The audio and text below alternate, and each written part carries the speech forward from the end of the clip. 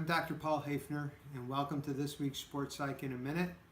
This week we're finishing off our 5-part series on the 5 pillars of success. We've talked about motivation and the importance of nurturing good internal motivation. We've talked about goals and the importance of a well-formed goal. We've talked about resources, both in terms of external resources and the resources inside of us that we bring to a riding. And last week we talked about risk. We talked about the importance of the assessment of risk, and we also talked about the importance of the acceptance of risk, particularly as risk changes over the course of our lives. This week I want to talk about relationships and the importance of relationships in our riding. I used to talk about relationships as a resource because certainly they are a resource for us. But relationships are so critically important to us in our riding that I now talk about it as a separate pillar of success. There are very important psychological reasons that I talk about relationships and reasons that relationships are important. We may not realize it, but every one of us has 2 basic drives. The first drive that we have is a drive for safety and security, and obviously that drive is meant to support our survival and keep us safe and allow us to grow. The second drive is one for exploration and play. It's the drive that's connected with curiosity and with learning. The challenge is that safety and security is always primary. So if we want to unlock our curiosity, our exploration, a sense of play and learning, the first thing that we have to do is to establish that sense of security, or as I like to say, to help us feel safe enough, whether that's physically safe or psychologically or emotionally safe.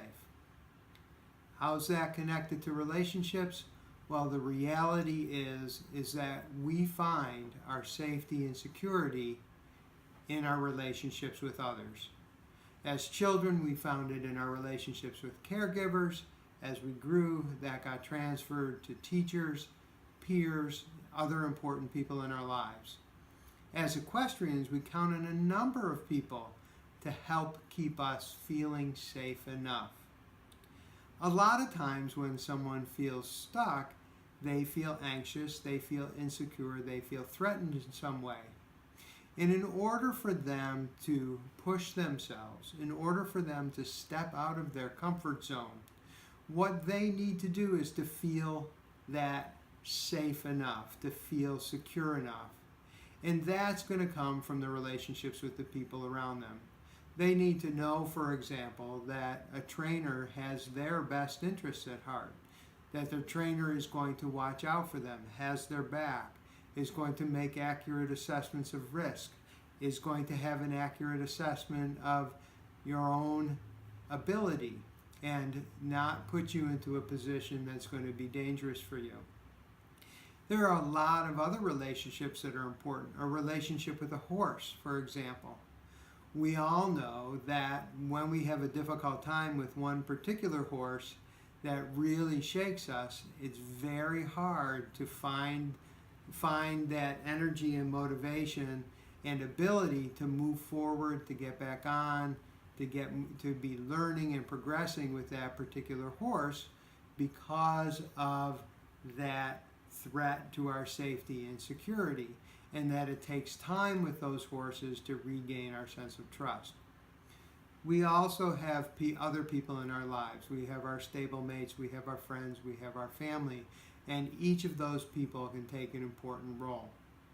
So next time you feel yourself stuck, or if you feel like it's really hard to push yourself out of your comfort zone, to engage your curiosity, or you find yourself lacking that sense of curiosity and play, one of the places that you can look is the relationships that surround you and take steps to build relationships and bring relationships into your life that help you feel supported and help you feel safe enough so that you can engage your sense of exploration and play.